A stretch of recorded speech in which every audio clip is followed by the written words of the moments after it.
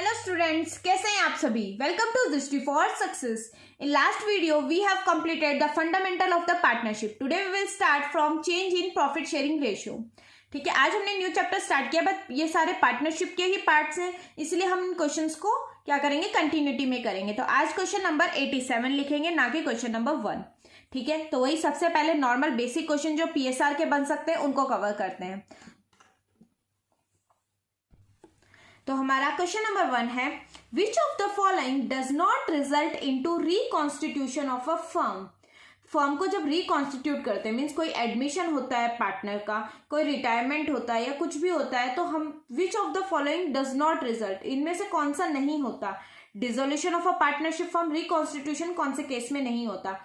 Dissolution of a partnership, change in PSR of existing partner, या death of a partner. तो dissolution of partnership firm, अगर partnership firm ही dissolve हो गई तो फिर हमें रिकॉन्स्टिट्यूशन की क्या जरूरत है. ठीक है, next, which of the following is or are required at the time of change in PSR among partners. जब पीएसआर चेंज होता है तो इनमें से क्या रिक्वायर्ड है. तो क्या रिक्वायर्ड होगा, accounting treatment of goodwill, goodwill की अकाउंटिंग ट्रीटमेंट. हाँ, गुडविल की अकाउंटिंग ट्रीटमेंट करते हैं जब पीएसआर चेंज होता है. Revaluation of asset and reassessment of liability, बिल्कुल रीवैल्यू करते हैं क्योंकि तभी तो रीवैल्यूएशन अकाउंट बनता है. फिर accounting treatment of accumulated profit, हाँ एक्यूमुलेटेड जो भी प्रॉफिट होता है उनका अकाउंटिंग ट्रीटमेंट भी करते हैं. तो इसका आंसर क्या हो जाएगा, ऑल ऑफ द अबव.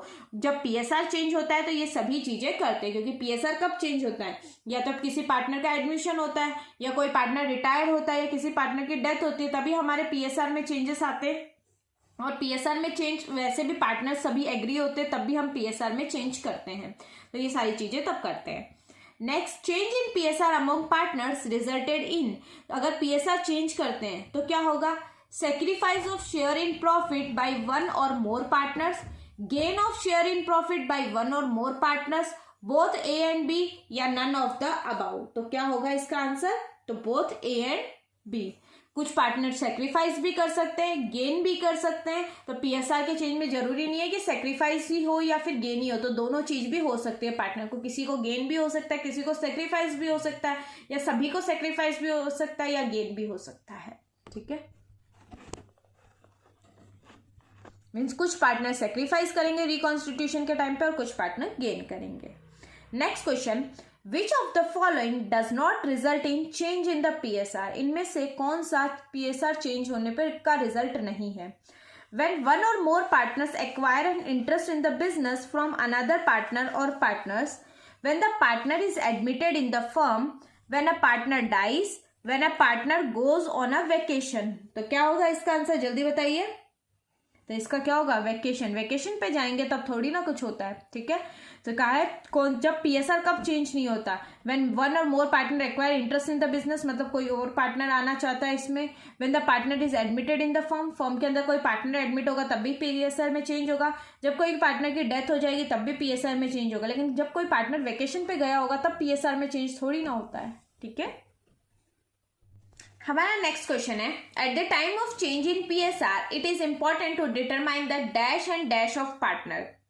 जब पीएसआर चेंज होता है तो क्या चेंज की जाती है, सेक्रीफाइस रेशियो और गेनिंग रेशियो डिटरमाइन होता है, प्रॉफिट या लॉस डिटरमाइन होता है, गुडविल या प्रॉफिट डिटरमाइन होता है, कैपिटल या प्रॉफिट डिटरमाइन होता है. तो जब भी पीएसआर चेंज होता है तो सेक्रीफाइस रेशियो या गेनिंग रेशियो का हमें पता चलता है. ठीक है, तो इसका क्या, अगर असर्शन रीजन में आ जाए तो क्या लिखोगे रीजन इसका, this may result in the gain to a few partner and loss to the other. The partner who are in profit due to this change should compensate the sacrificed partner or partner in the profit sharing ratio. ठीक है, next question है हमारा question number 92. Which of the following is not required to be adjusted at the time of change in the profit sharing ratio? जब भी profit sharing ratio change करते हैं तो क्या चीज की एडजस्टमेंट नहीं करने की जरूरत होती है. तो determination of sacrifice ratio and gaining ratio अभी पढ़ा है. पीएसआर चेंज होता है तो सबसे पहले डिटरमाइन करते हैं हम सेक्रीफाइस रेशियो कितना है और गेनिंग रेशियो कितना है. अकाउंटिंग ट्रीटमेंट ऑफ गुडविल, अभी कहा था पिछले क्वेश्चन में कि अकाउंटिंग ट्रीटमेंट ऑफ गुडविल करते हैं जब पीएसआर चेंज होता है.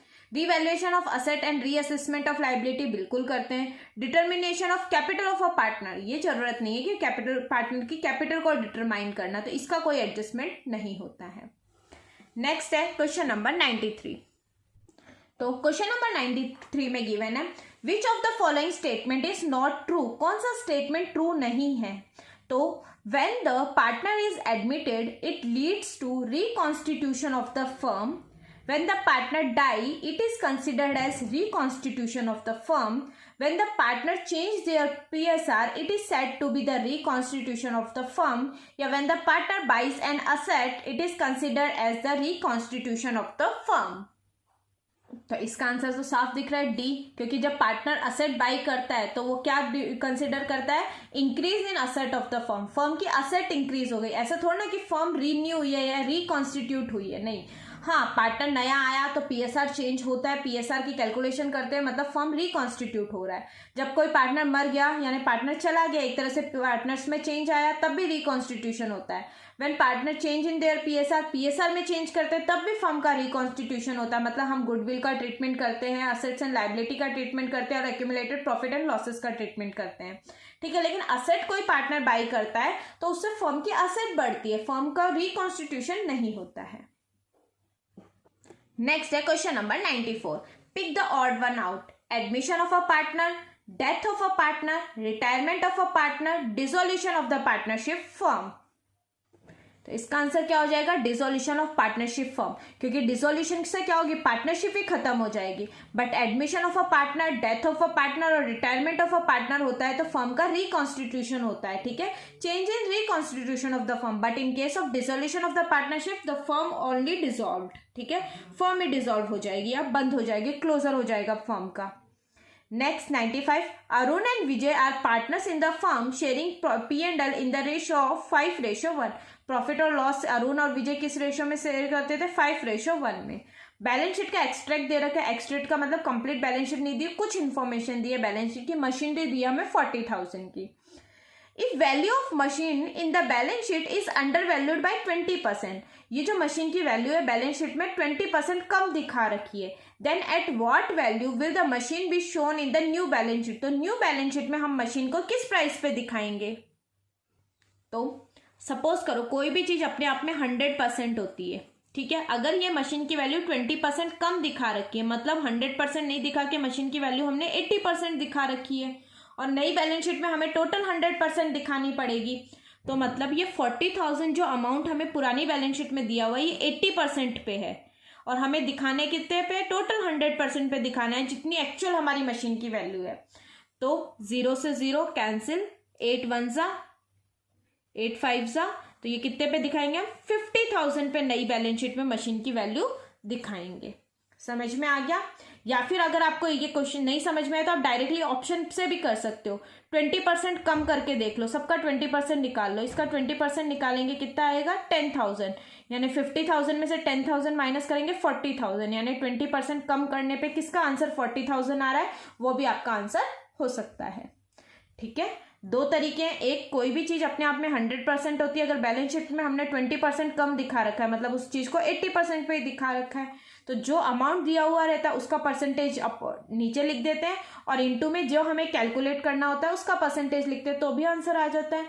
या फिर अगर एग्जाम में ये भूल जाओ तो क्या कर सकते हो, सभी के वैल्यू में से 20% निकाल के उसको माइनस कर दो, जिसका आंसर ये आ जाएगा 40,000, वो आंसर सही हो जाएगा। Next question number 96, question number 96 में गिवन है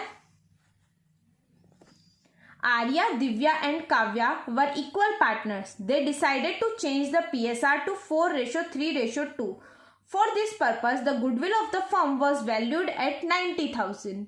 The general entry for the treatment of goodwill on change in PSR will be. तो जनरल एंट्री क्या होगी अगर गुडविल का PSR चेंज हो रहा है तो गुडविल के दो केस होते हैं। सबसे पहले उन दोनों केसों को समझ लो।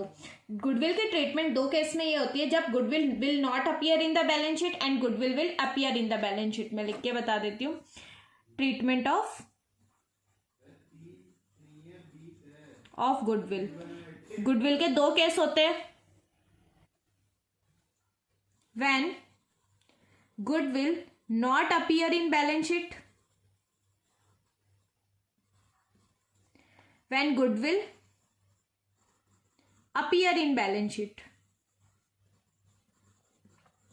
जब गुडविल बैलेंस शीट में अपीयर नहीं होती तो ये कैसे पता चलता है, यानी बैलेंस शीट के बाहर गुडविल दी होती है, और बाहर दी होती है तो वो किस नाम से दी होती है, ऐसे दी होती है गुडविल वैल्यूड एट, ठीक है, कुछ दिया होता है गुडविल वैल्यूड एट वर्ड आ गया, मतलब वो बैलेंस शीट के अंदर नहीं है, बैलेंस शीट के बाहर है, और बैलेंस शीट में दिखाई देती है, मतलब उसको क्या बोलते हैं, एग्जिस्टिंग गुडविल बोलते हैं। क्या बोलते हैं, एग्जिस्टिंग गुडविल। ठीक है, अब हमें इस क्वेश्चन में गुडविल वैल्यूड एट दी हुई है, मतलब फर्स्ट केस दिया हुआ है जब वो गुडविल बैलेंस शीट के अंदर अपीयर नहीं होती।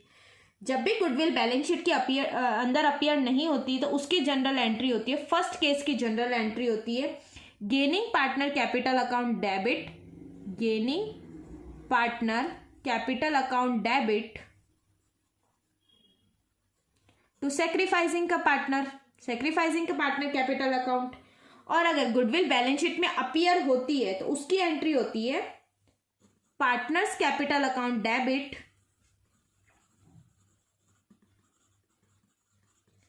To goodwill account. ठीक है, हमारे फर्स्ट केस चलेगा, तो फर्स्ट के लिए हमें गेनिंग और सेक्रीफाइस रेशियो निकालना होगा। तो गेनिंग और सेक्रीफाइस निकालने के लिए सबसे पहले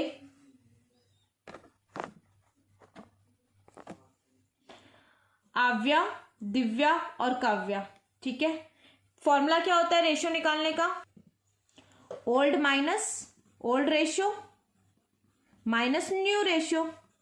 अगर old ratio minus new ratio से पॉजिटिव आंसर आता है तो वो सेक्रीफाइस कर रहा है मतलब, और नेगेटिव आंसर आता है तो वो क्या कर रहा है, गेन कर रहा है। एक केस याद रख लो। ठीक है, अब इनका ओल्ड रेशियो क्या है, इक्वल शेयर करते थे तो 1/3 और 1/3, और न्यू रेशियो क्या है 4/9 माइनस 3/9 माइनस 2/9। ठीक है, अब बेस सेम करना है तो 3 को 3 से इंटू कर लेंगे, एलसीएम 9 हो जाएगा, ऊपर भी 3 से करेंगे तो 3 - 4, यहाँ पे भी 3 से, ऊपर भी 3 से, तो 3 - 3/9, यहाँ पे भी 3 से और ऊपर भी 3 से, तो ये क्या हो जाएगा 3 - 2/9। तो ये तो आ जाएगा -1/9, ये आ जाएगा 0, और ये क्या आ जाएगा 1/9। तो इससे क्या पता चला कि दिव्या है, दिव्या ना तो सेक्रीफाइस कर रही है ना गेन कर रही है। ठीक है, दिव्या ना तो सेक्रीफाइस कर रही है ना गेन कर रही है। आव्या अगर क्या है नेगेटिव रिजल्ट आया मतलब गेन कर रही है, तो गेन कौन कर रहा है, आव्या कर रही है, और सेक्रीफाइस कौन कर रहा है, पॉजिटिव रिजल्ट आया है तो सेक्रीफाइस काव्या कर रही है। हमारी एंट्री क्या बनती है, gaining partners capital account debit to sacrifice partners capital account. तो गेन कौन कर रहा है, गेन कर रही है आव्या, तो एंट्री हो जाएगी आव्यास कैपिटल अकाउंट डेबिट टू काव्यास capital account sacrificing partners capital account. ठीक है, एंट्री तो समझ में आ गई आप सभी को। और इसके अंदर अमाउंट कितना लिखेंगे, 90,000 हमारा गुडविल है, और ये कितना सेक्रीफाइस है, गेन कर रहे 1/9, तो 1/9 के अकॉर्डिंग कितना होगा 10,000। तो आव्यास कैपिटल अकाउंट डेबिट 10,000 और काव्यास कैपिटल अकाउंट डेबिट 10,000, इसका आंसर हो जाएगा।